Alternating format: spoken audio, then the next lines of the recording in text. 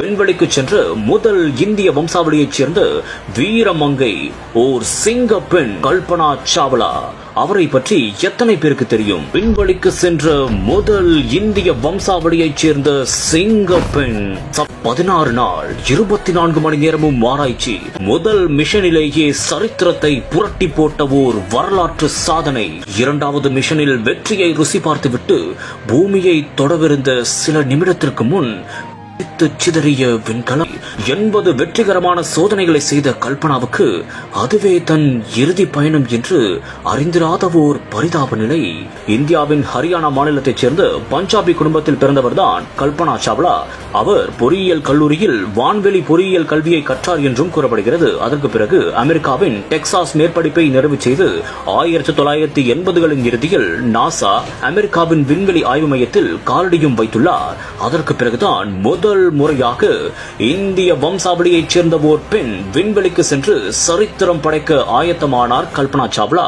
1997 ஆண்டு நவம்பர் 19ஆம் தேதி Colombia விண்கலமான STS-87 அவர் பயணமும் மேற்கொண்டார். கிட்டத்தட்ட 2 வார விண்வெளி ஆராய்ச்சிக்கு பிறகு அவர் டிசம்பர் 5ஆம் தேதி பூமிக்கு திரும்பியதாகவும் கூறப்படுகிறது. அவர் செய்த அந்த ஒரு சாதனையை இந்தியா மட்டுமின்றி ஒட்டுமொத்த உலகமே வியந்து பார்த்தது. அதற்கு பிறகுதான் அவர் வாழ்நாளில் ஒரு முக்கிய மிஷனாக 2003ஆம் ஆண்டு ஜனவரி 16ஆம் தேதி கொலம்பியா விண்கலமான STS-107 மீண்டும் விண்வெளிக்கு சென்றார் கல்பனா. அவருடன் 7 பேரும் விண்வெளிக்கு சென்றனர். அவர்கள் 16 நாள் 24 மணி நேரமும் ஆராய்ச்சி பணி மேற்கொண்டனர். மேலும் 2 ஷிப்டுகளில் அவர்கள் பணியாற்றியதாகவும் மேலும் 80 சோதனைகள் செய்ததாகவும் கூறப்படுகிறது. இதையடுத்து அந்த சோதனைகளை வெற்றிகரமாக செய்துவிட்டு பூமிக்கு திரும்பவும் ஆயத்தமானார்கள். ஆனால் கல்பனா சாவ்லாவின் இறுதி பயணம் அதுவாகவே இருக்கும் என்று அவர் கூட நினைத்து பார்க்கவில்லை. விண்வெளியில் இருந்து பூமிக்கு திரும்பிக் கொண்டிருந்தது கல்பனா வந்த விண்கலம். பூமியை தொட்டுவிடும் நிலையில்தான் அந்த விண்கலம் இருந்துள்ளது. அப்போது யாருமே எதிர்பார்க்காத ஒரு சம்பவம் நடந்தது. பூமியை தொடர்ந்த சில நிமிடத்திற்கு முன் அப்படியே அந்த விண்கலம் சிதறியுள்ளது.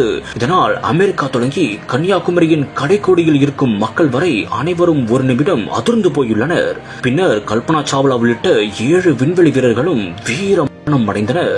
இந்த ஒரு சம்பவத்தில் இருந்து நாசா மட்டுமின்றி ஒட்டுமொத்த உலகமே இன்று வரை மீளவே இல்லை என்று அனைவரும் தற்போது வரை கருத்தும் தெரிவித்து வருகின்றனர். சமையல் அறையில் பெண்களை அடைத்து வைத்த அடக்குமுறையை அன்றே சுக்குநூறாக உடைத்தெறிந்த வீரமங்கை.